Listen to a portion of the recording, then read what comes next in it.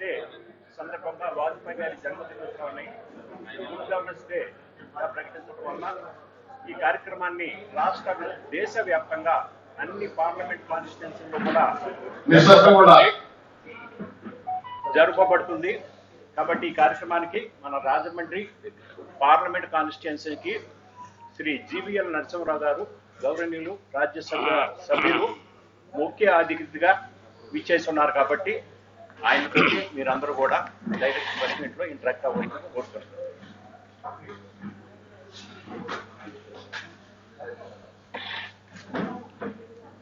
Bharatiya Janata party రాష్ట్ర intellectual శాఖ convener Mallikarjun గారు, రాష్ట్ర కార్యదర్శి और इंचार्ज ఉపాధ్యక్షుడు ఈ జిల్లా ఇన్ఛార్జిగా ఉన్నటువంటి వేణుగోపాల్ గారు, కోర్ కమిటీ సభ్యురాలుగా ఈ మధ్య నియమితులైనటువంటి శ్రీదేవి గారు, అలాగే పార్టీ ఉపాధ్యక్షురాలు కూడా ఈరోజు పత్రికా సమావేశానికి విచ్చేసిన మీ అందరికీ ముందుగా నమస్కారాలు. ఈరోజు భారతరత్న స్వర్గీయ అటల్ బిహారీ వాజ్పేయి గారి, పూర్వ ప్రధానమంత్రి అయినటువంటి వాజ్పేయి గారి పుట్టినరోజు. ఈ రోజుని వాజ్పేయి గారు దేశానికి అందించిన సేవలకు గుర్తుగా, ప్రధానిగా వాజ్పేయి గారు ఇచ్చినటువంటి చిరస్మరణీయమైనటువంటి సేవలకు గుర్తుగా ఈ రోజుని గుడ్ గవర్నెన్స్ డేగా, సుపరిపాలన దినంగా, దివస్గా దేశవ్యాప్తంగా జరుపుకోవటం జరుగుతోంది. ప్రధానిగా మరి 6 సంవత్సరాలు, దాదాపు 6 సంవత్సరాలు పనిచేసినటువంటి అటల్ బిహారీ వాజ్పేయి గారు ఈ దేశానికి అందించినటువంటి సేవలు అనేకం ప్రజానీకానికి ఇంకా గుర్తున్నాయి. కానీ అందులో కొన్ని ప్రధానమైన నేను ఈరోజు వారికి నమస్కరిస్తూ శ్రద్ధాంజలి ఘటిస్తూ కొన్ని ముఖ్యమైన విషయాల్ని, అలాగే వాటిని మన రాష్ట్ర రాజకీయాలతో, ఇక్కడ ఉన్న పరిస్థితులతో కూడా కంపేర్ చేస్తూ మీ ముందు కొన్ని విషయాలు పెట్టే ప్రయత్నం చేస్తాను. వాజ్పేయి గారు ప్రధానిగా టెలికాం రంగంలో ఒక విప్లవాత్మక మార్పులు తీసుకొచ్చినటువంటి నిజం చెప్పాలంటే ఒక అద్వితీయమైనటువంటి నాయకుడు. అలాగే 98లో న్యూక్లియర్ టెస్ట్ కానివ్వండి, దేశవ్యాప్తంగా మరి గోల్డెన్ క్వాడ్రిలాటరల్గా జాతీయ రహదారుల నిర్మాణం కానివ్వండి, ప్రధానమంత్రి గ్రామ్ సడక్ యోజన కింద ప్రతి గ్రామానికి మరి దగ్గరున్న పట్టణాలతో అనుసంధానం చేస్తూ నిర్మించినటువంటి రహదారుల కూటమి కానివ్వండి, ఇలా అనేక రంగాల్లో విప్లవాత్మక మార్పులు, అలాగే సర్వశిక్ష అభియాన్ ద్వారా అందరి పిల్లలకి విద్య అందుబాటులో ఉండేలా ఆయన చేసినటువంటి కొన్ని సేవలు దేశం మర్చిపోదు. అలాగే గత 7 సంవత్సరాలుగా నరేంద్ర మోదీ గారి ప్రభుత్వం ప్రధానంగా ఒక గవర్నెన్స్కే ఒక కొత్త నిర్వచనం తెలియజేస్తూ దాదాపుగా 60 సంవత్సరాలు ఈ దేశంలో సాధ్యం కాని విషయాల్ని కేవలం మొదటి 5 సంవత్సరాల్లో, ఆ తర్వాత మళ్ళీ ఒకసారి ప్రజా తీర్పు వచ్చాక మరొక 2 సంవత్సరాల్లో 70 సంవత్సరాల అభివృద్ధిని కేవలం 7 సంవత్సరాల్లోనే చేసి చూపించినటువంటి మహానాయకుడు ప్రధాని నరేంద్ర మోదీ గారు. అందులో ప్రధానంగా ప్రస్తావించాలంటే సామాన్య ప్రజానీకానికి కావలసినటువంటి అందుబాటులో ఉండవలసినటువంటి సదుపాయాలన్నింటినీ ప్రతి ఒక్కరికి ఈ దేశంలో ఉండేలా నరేంద్ర మోదీ గారు కృషి చేసి విజయాన్ని సాధించారు.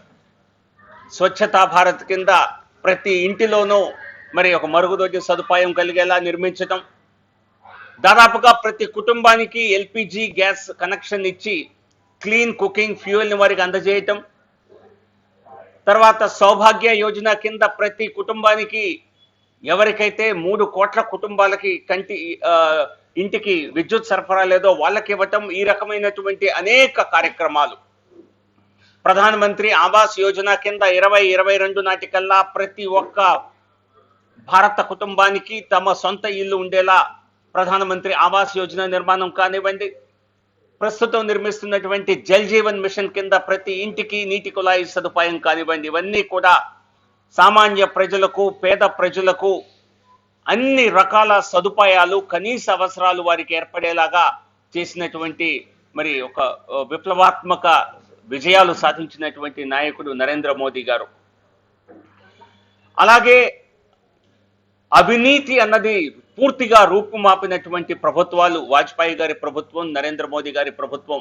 ఆరోపణ చేయటానికి కూడా ఎవరు సాహసించలేనటువంటి పరిపాలన అందించారు మోదీ గారు, గతంలో వాజ్పేయి గారు. జీరో టాలరెన్స్ అగైన్స్ టెర్రరిజం 7 సంవత్సరాల్లో ఈ దేశంలో దాదాపుగా మనం మరి తీవ్రవాదం అంటే ఏంటో మర్చిపోయేటువంటి పరిస్థితి. అంతకుముందు ప్రతి నగరంలో, హైదరాబాద్లో, బెంగళూరులో, చెన్నైలో, ఢిల్లీలో, బాంబేలో, అహ్మదాబాద్లో, జైపూర్లో, గౌహాటీలో ప్రతి నగరంలోనూ తీవ్రవాద సంఘటనలు మనం తరచూ వింటూ ఉండేవాళ్ళం. 7 సంవత్సరాలుగా మోదీ గారి పాలనలో zero tolerance against terrorism policy అవలంబించినందువలన ఎక్కడ తీవ్రవాద సంఘటన అన్నది కూడా ఒక్కటి కూడా మరి ఈ గత 7 సంవత్సరాల్లో సంభవించలేదు. జమ్మూ కాశ్మీర్లో బార్డర్ ఏరియాస్ మినహాయించి దేశమంతా కూడా ప్రశాంతంగా ఉన్నది. అలాగే 7 సంవత్సరాల్లో ఇప్పుడు ఏ రకంగా మనం ఆర్థిక పురోగతి సాధించింది, ఏ రకంగా ఇన్ఫ్రాస్ట్రక్చర్ రంగంలో, మౌలిక సదుపాయాల రంగంలో 108 లక్షల కోట్ల పెట్టుబడులతో మనం ఏ రకంగా మరి మౌలిక సదుపాయాల్ని విస్తృతంగా దేశవ్యాప్తంగా విస్తరిస్తోంది కూడా అందరూ చూస్తున్నారు, గమనిస్తున్నారు. ఇదే కాకుండా ఆత్మ నిర్భర భారత్ అనేటువంటి కొత్త ఆలోచన విధానంతో దేశంలో అన్ని రకాల వస్తువులు కావాల్సినవన్నీ ఇక్కడే తయారయ్యే విధంగా ఒక లోకల్ ఇండస్ట్రీకి, మ్యానుఫ్యాక్చరింగ్ సెక్టర్కి ఒక ఊతమిస్తూ చేసినటువంటి అనేక నిర్ణయాలు ఈ రోజున భారతదేశాన్ని మరి అన్ని రంగాల్లో ఉన్న డిఫెన్స్ రంగంతో సహా ఒక ఎక్స్పోర్ట్ కంట్రీగా మనల్ని నిలబెడుతున్నాయి.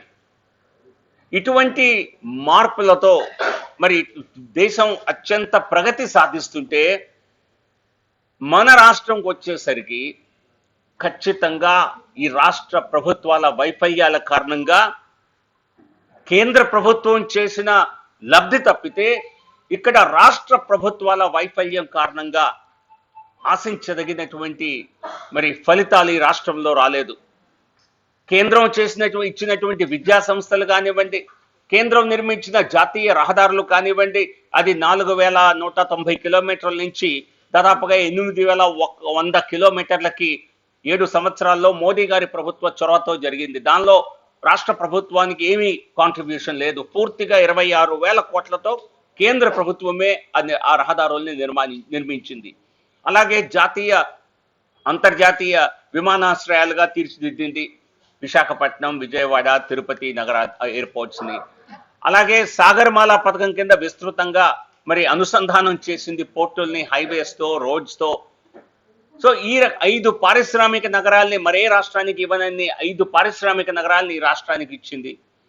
ఇక్కడే పక్కనే రాజమండ్రి దగ్గరే మరి పెట్రోకెమికల్ కాంప్లెక్స్ పెట్టడానికి కూడా కేంద్ర ప్రభుత్వం గత 5 సంవత్సరాలుగా చొరవ చూపుతూనే ఉంది. కానీ రాష్ట్ర ప్రభుత్వం తాను చేయవలసినటువంటి మినిమం కాంట్రిబ్యూషన్ ఏదైతే ఉందో అది చేతులెత్తేసిన కారణంగా మరి ఈ ప్రాంతానికి, ముఖ్యంగా రాజమండ్రి, కాకినాడ ఈ ప్రాంతంలో వేల కోట్ల, దాదాపుగా 40,000 కోట్ల పెట్టుబడితో రావాల్సినటువంటి ప్రాజెక్టు, తద్వారా వచ్చే లక్షల ఉద్యోగాలు రాకుండా పోయాయి. కేంద్ర ప్రభుత్వం ఈ సంవత్సరం 3,180 కోట్ల రూపాయల్ని రాష్ట్రానికి ఒక్క జల్ జీవన్ మిషన్ కింద శాంక్షన్ చేస్తే అందులో ₹1 కూడా ఈ రాష్ట్ర ప్రభుత్వం తీసుకోలేదు. ఎందుకంటే వారి దగ్గర మ్యాచింగ్ గ్రాంట్ ఇచ్చే పరిస్థితి లేదు గనక రాష్ట్ర ప్రజలకి మంచినీటి, తాగునీటి అవసరాలు తీర్చే కేంద్ర ప్రభుత్వ పథకాన్ని కూడా ఈ ప్రభుత్వం, వైసీపీ ప్రభుత్వం నిర్వీర్యం చేస్తోంది.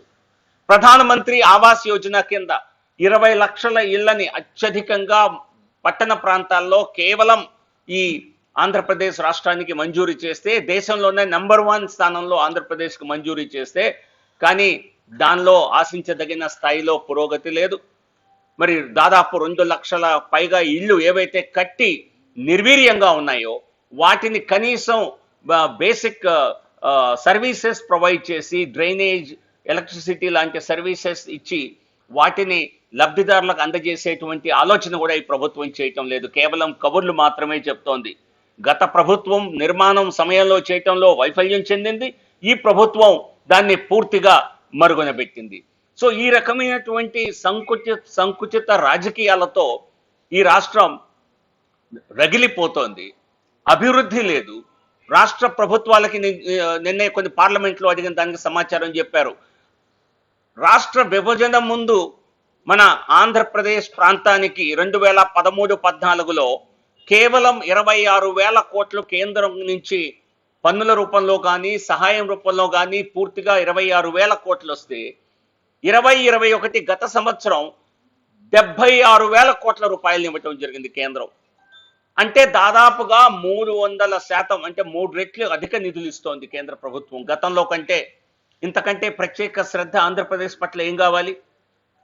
నేను చెప్పినట్లుగా PMAY కింద నంబర్ 1 రాష్ట్రం. నరేగా కింద గత సంవత్సరం 10,700 కోట్ల రూపాయలని ఒక్క ఆంధ్రప్రదేశ్కి ఇవ్వటం జరిగింది. దేశంలోనే నంబర్ 2 స్థానంలో దాదాపుగా యూపీతో సమానంగా.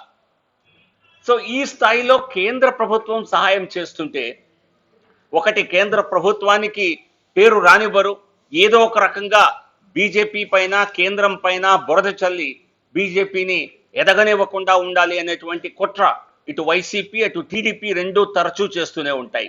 కానీ ప్రజలు వాస్తవాలను ఈరోజు గమనిస్తున్నారు. ఈ రాష్ట్రంలో అభివృద్ధి పూర్తిగా ఆగిపోయింది. రాష్ట్ర ప్రభుత్వం కేంద్రం నుంచి ఇంత పెద్ద మొత్తం సహాయం వచ్చినా కూడా పూర్తిగా దివాలా తీసినటువంటి పరిస్థితుల్లో ఈరోజు రాష్ట్ర ఆర్థిక పరిస్థితి ఉన్నది. అందుకే మరొకసారి ప్రభుత్వం వెంటనే ఆర్థిక పరిస్థితులపై, కేంద్రం ఇచ్చిన నిధులపై, రాష్ట్రం కూడా కరోనా ఉన్నప్పటికీ కూడా, ఇది కూడా పార్లమెంట్లో నాకు వచ్చిన సమాధానమే, కరోనా ఉన్నప్పటికీ కూడా రాష్ట్ర దాని సొంత వనరులు కూడా దాదాపుగా 65,000 కోట్లు గతంలో కంటే తగ్గకుండా దాదాపుగా అదే స్థాయిలో వస్తున్నాయని. సో నిధులు సమీకరిస్తున్నా మరి ఎందుకు ఈ రాష్ట్ర ప్రభుత్వం ఈ రకంగా పూర్తిగా ఆర్థిక పరిస్థితిని గండుకొట్టింది? దానికి సమాధానం చెప్పవలసిన బాధ్యత ఈ రాష్ట్ర ప్రభుత్వంపై ఉన్నది. ప్రభుత్వాలు మారాయి కానీ పరిస్థితులు మారలేదు, ఇంకా క్షీణించాయి. టీడీపీ ప్రభుత్వంలో కూడా వెచ్చలవిడి అవినీతి జరిగింది. అదే మాటని ఈ ప్రభుత్వం అప్పుడు వైసీపీ విమర్శించింది. కానీ ఎందుకో పెద్ద పెద్ద స్కాములు చేశారని చెప్పి ఈరోజు వాటిని బయట పెట్టడం లేదు. గత ప్రభుత్వం టీడీపీ ప్రభుత్వం పెద్ద పెద్ద సంస్థలతో లాలూచి పడితే కొలాబరేటివ్ కరప్షన్ రెండు ప్రభుత్వాల్లో అవినీతి అన్నది కామన్ ఫ్యాక్టర్. ఇప్పుడు ఏంటంటే భయపెట్టి వసూలు చేస్తున్నారు, ఇప్పుడు మెడ వంచి వసూలు చేస్తున్నారు. ఇది ఒక రకంగా చెప్పాలంటే ర్యాన్సమ్ కరప్షన్. అంటే భయపెట్టి మనం ఎలాగైతే వసూలు చేస్తామో ఇది అటువంటి ఈ ప్రభుత్వం వైసీపీ చేసేది ఎక్స్టార్షన్ కరప్షన్. గతంలో చేసింది టీడీపీ చేసింది కొలాబరేటివ్ కరప్షన్. ఇద్దరు కలిసి పంచుకోవటం అన్నమాట. నీకెంత నాకెంత. ఈ ప్రభుత్వంలో నేనెంత చెబితే అంత, నేనెంత అడిగితే అంత. ఈ రాష్ట్రం అవినీతి ఊబిలో ఈరోజు సుపరిపాలన దినోత్సవ సందర్భంగా ఈ మాట చెప్పక తప్పదు. కేంద్రంలో బీజేపీ పరిపాలించే కేంద్ర ప్రభుత్వాల్లో అవినీతి రహిత పాలన అందించి అభివృద్ధినే మేము ప్రధానం చేస్తే ఈ రాష్ట్రంలో దురదృష్ట కొద్దీ ఇప్పుడు వైసీపీ గతంలో టీడీపీ రెండు అవినీతి పాలనతో రాష్ట్రాన్ని అభివృద్ధి చెందకుండా వెనక్కి నెట్టేశాయి. సో ఇక్కడ ఖచ్చితంగా ఈ రాష్ట్రంలో సుపరిపాలన లోపించింది అన్నదానికి ఇంతకంటే మరొక ఉదాహరణ అక్కర్లేదు. ప్రస్తుతం మనం చూస్తాం ర్యాన్సమ్ కరప్షన్ ఏ రకంగా ఉందో. ఇప్పుడు థియేటర్లను కూడా ఒక పక్క ఇండస్ట్రీస్ని భయపెట్టారు, పొల్యూషన్ పేరుతో వారిని బెదిరించి బెదరగొట్టి లొంగ తీసుకునే మరి తత్వం అక్కడ కనిపిస్తోంది. ఇండస్ట్రీస్ విషయంలో, కాంట్రాక్టర్ల విషయంలో పేమెంట్స్ చేయకుండా ఆపేసి ఇబ్బంది పెట్టి అదొక రకమైనటువంటి ఎక్స్టార్షన్. ఇప్పుడు కొత్తగా సినిమా హాళ్ళ పైన, సినిమా హాళ్ళు మరి వాళ్ళను కూడా ఇబ్బంది పెట్టి ఖచ్చితంగా రాష్ట్ర ప్రభుత్వానికి రావాల్సినటువంటి పన్నుల రూపంలో ఆదాయం ఎవరు ఎగ్గొట్టినా వారిపై తీవ్ర చర్యలు తీసుకోండి, దానికి మేము పూర్తిగా సమర్థిస్తాం. కానీ మరి మేము అరికడుతున్నామన్న పేరుతో ప్రతి ఒక్క సెక్టార్ని మీరు కుంగదీసేటువంటి పని ఏదైతే చేస్తున్నారో దాని వలన రాష్ట్రం ఇంకా నష్టపోయే అవకాశం ఉంది. ఎక్కడైనా ఏ యాజమాన్యమైనా పన్నులు ఎగ్గొట్టిన కార్యక్రమం చేస్తే చర్యలు తీసుకోండి, ట్రాన్స్పరెన్సీ పారదర్శకత తీసుకురండి, పన్నుల వసూలు సరిగ్గా జరిగేలా చర్యలు తీసుకోండి, దాన్ని సమర్థిస్తాం. కానీ ఆ పేరుతో, తనిఖీల పేరుతో మరి పాప్కార్న్ బాగాలేదని చెప్పి కొన్ని థియేటర్లు ఏవో మూసేశారని చెప్పి మా నాతో పనిచేసే వరకు మా సెక్రటరీ చెప్తున్నారు, ఇక్కడ పాప్కార్న్ పేరుతో మూసేశారండి. 56 థియేటర్కి మూసేశారు. మరి ఇప్పుడు రేపు పాప్కార్న్ కూడా మీరే అమ్ముతారా? జగనన్న పాప్కార్న్ అని చెప్పి, లేదా ఈ రకమైనటువంటి కొత్త పథకం పేరుతో సినిమా హాళ్లలో ఆహార సదుపాయాలు అని చెప్పి మరొక స్కీమ్, వైసీపీ పథకం అని ఈ రకంగా పథకాలు వీటికి కూడా పెట్టుకొని ఉన్నారా? మీ ఉద్దేశం ఏంటి? వ్యవస్థని మెరుగుపరచడానికి మీరేం చేసినా దాన్ని ఖచ్చితంగా మేము సమర్థిస్తాం. కానీ వ్యవస్థను పూర్తిగా నిర్వీర్యం చేసే విధంగా ఏ రంగాన్నైనా, అది ఇసుకలో అదే జరిగింది, లిక్కర్లో అదే జరిగింది, ఇప్పుడు సినిమా హాళ్ల పైన మీరు దృష్టి పెట్టినట్టుగా స్పష్టంగా తెలుస్తోంది. సో కాబట్టి ఏ రంగమైనా అది పూర్తిగా కుదేలు పడకుండా, రాష్ట్ర ఆర్థిక పరిస్థితి ఇంకా దిగజారకుండా ఈ రాష్ట్ర ప్రభుత్వం వెంటనే మేలుకోవాలి. లేకపోతే మరి ఇంకా తీవ్రమైనటువంటి ఇబ్బందులు ప్రజలు ఎదుర్కోక తప్పదు. అందుకే ఈ నెల 28వ తేదీన, డిసెంబర్ 28న విజయవాడలో ఒక బహిరంగ సభ నిర్వహిస్తూ ఈ రాష్ట్ర ప్రభుత్వ వైఫల్యాలపైన, ప్రజా వ్యతిరేక నిర్ణయాలపైన, వైఫల్యాల పట్ల మరి గర్జిస్తూ ఒక బహిరంగ సభ నిర్వహించాలని చెప్పి బీజేపీ నిర్ణయించింది. మరి 28వ తేదీన విజయవాడలో ఈ సభకి రాష్ట్ర వ్యాప్తంగా మరి ప్రభుత్వంతో విసిగిపోయిన వారు, మా భారతీయ జనతా పార్టీని అభిమానించేవారు, భారతీయ జనతా పార్టీ కార్యకర్తలందరూ కూడా విరివిగా పాల్గొని ఈ సభని విజయవంతం చేస్తారని ఖచ్చితంగా మేము ఆశిస్తున్నాం. ఈ రాష్ట్ర ప్రభుత్వం ఇప్పటికైనా తన ధోరణిని మార్చుకొని మరి ప్రజా వ్యతిరేక విధానాలని అట్టిపెట్టి ఆపేసి తాము చేసినటువంటి ఎలక్షన్ ప్రామిసెస్ని ఇంప్లిమెంట్ చేసే దిశగా వారు ఫోకస్ పెట్టాలని చెప్పి రాష్ట్ర ప్రభుత్వాన్ని డిమాండ్ చేస్తున్నాం. ధన్యవాదాలు. పోలవరం ప్రాజెక్టు విషయంలో ఇలాంటి ఆరోపణలు ఉన్నాయి. ఈ నేపథ్యంలో కేంద్రం ఎందుకు తీసుకోవట్లేదు? అది ప్రాజెక్ట్ ని చేపట్టి మీరే పూర్తి చేయించారు. గతంలో టీడీపీ అధికారంలో ఉన్నప్పుడు చంద్రబాబు నాయుడు గారు, రాష్ట్ర ప్రభుత్వం మరి ఈ ప్రాజెక్టు నిర్మాణాన్ని మేమే చేపడతామని అడగటంతో అప్పుడు ఒక రాష్ట్ర ప్రభుత్వానికి కేంద్రానికి మధ్య ఒక అండర్స్టాండింగ్ MOU జరిగింది.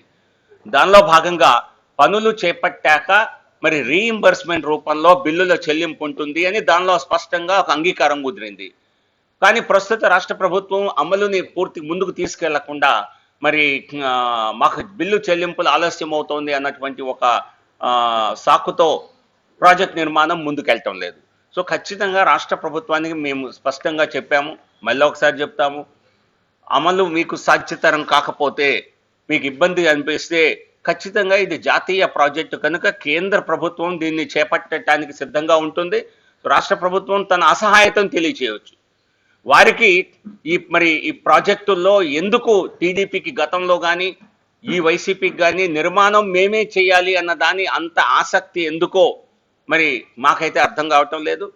ఖచ్చితంగా మీకు ఇబ్బందులు అనిపిస్తే ఇది జాతీయ ప్రాజెక్టు, దీనిపైన స్టిక్కర్ వేసుకోవాలని గతంలో టీడీపీ 100 కోట్లు ఖర్చు పెట్టి రాష్ట్ర వ్యాప్తంగా జనాలను అక్కడికి పంపించి ఇది మేమే చేశామని ప్రచారం చేసుకున్నారు.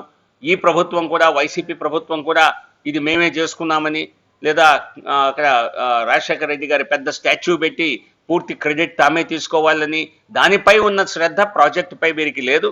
కాబట్టి రాష్ట్ర ప్రభుత్వం అమలు ఈ పరిస్థితుల్లో మేము చేయలేము అనుకుంటే కేంద్రానికి అప్పచెప్పాల్సిందిగా మరొకసారి రాష్ట్ర ప్రభుత్వానికి తెలియజేస్తున్నాం. సార్, ఇప్పుడు క్షేత్రస్థాయిలో జనసేన, తెలుగుదేశం కొన్ని ఎలక్షన్లో వాళ్ళు కలిసి పోటీ చేసి కొన్ని విజయాలు సాధించారు. భవిష్యత్తులో బీజేపీ కూడా ఈ 3 పార్టీలు కలిసి ప్రచారం చేస్తాయని ఒక ప్రచారం అయితే జరుగుతుంది. జరిగే అవకాశం ఉందంటారా?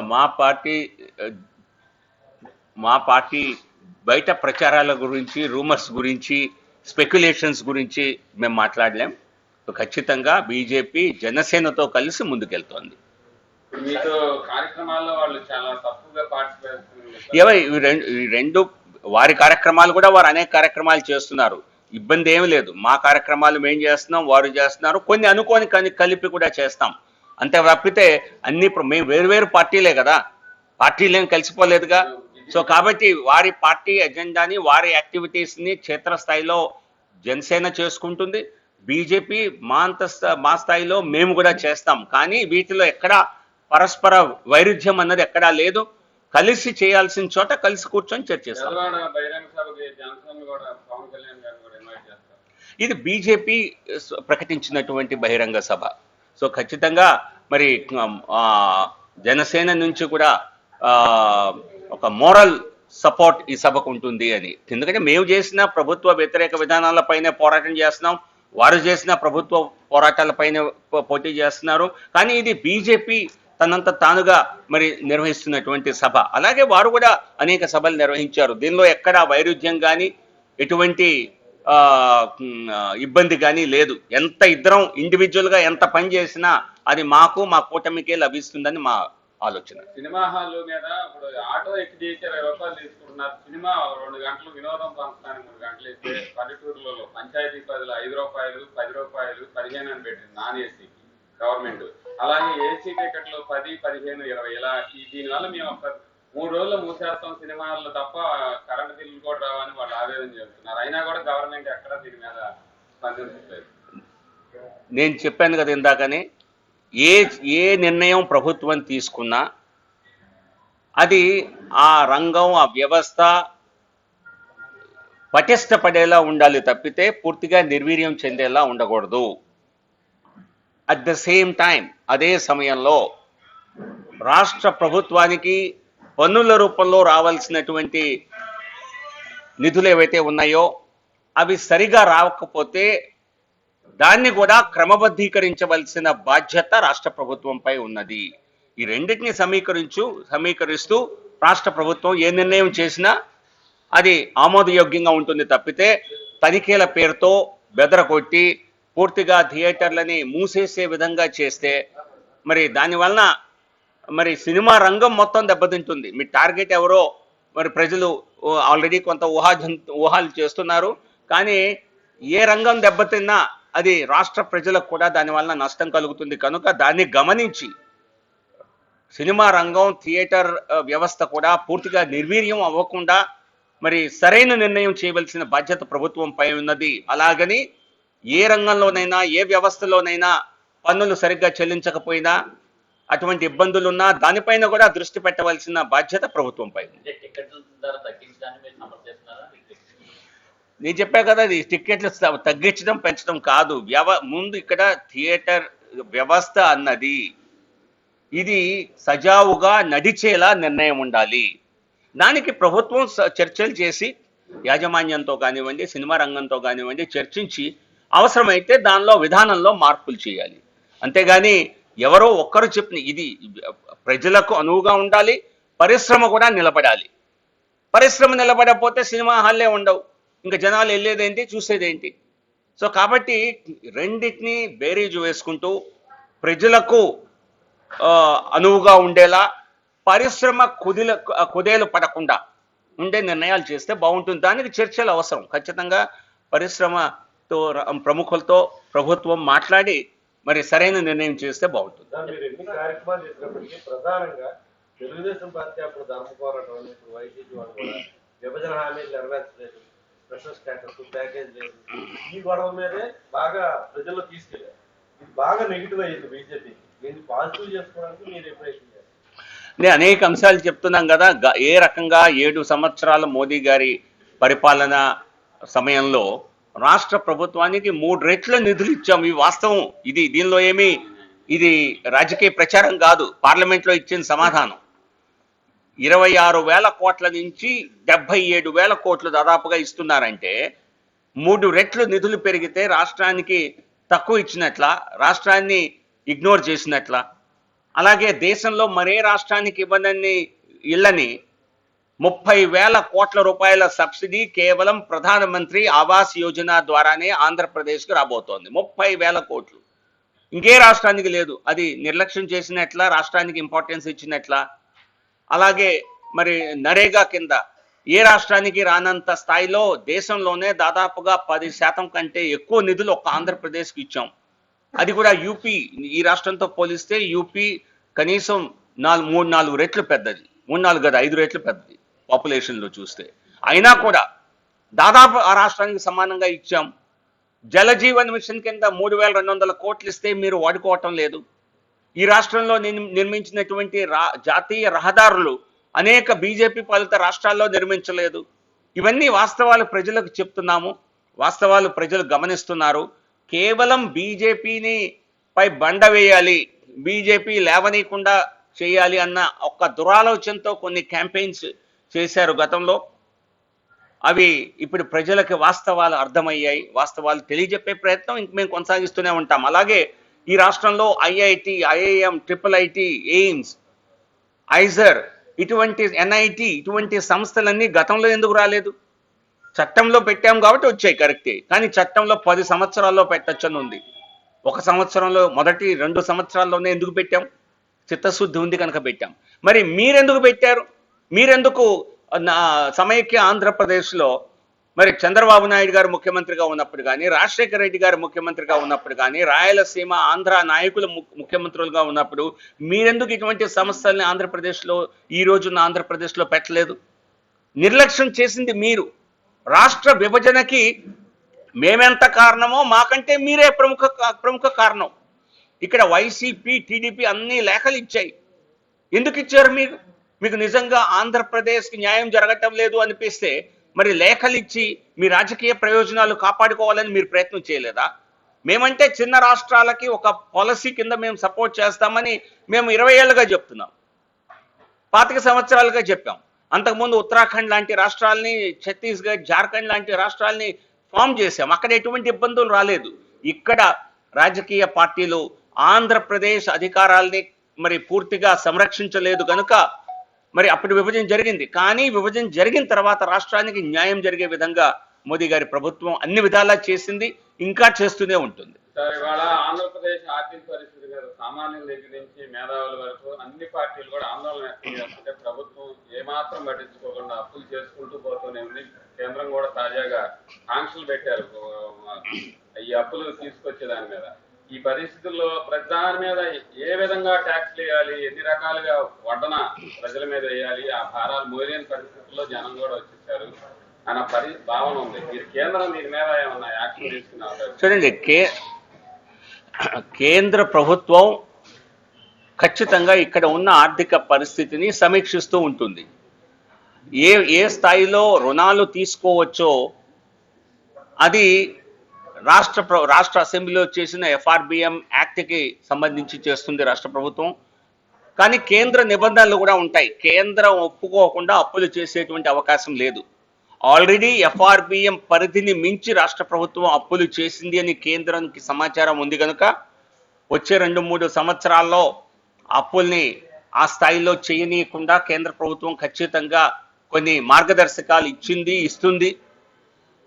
రాష్ట్ర ప్రభుత్వం ప్రజలపై అధిక పన్నుల భారాన్ని మోపి అన్ని రకాలుగా నిధుల్ని గనక సమీకరించినట్లయితే ఖచ్చితంగా రాష్ట్ర ప్రజల నుంచే వ్యతిరేకత ఎదుర్కోవాల్సి వస్తుంది. ఆ వ్యతిరేకత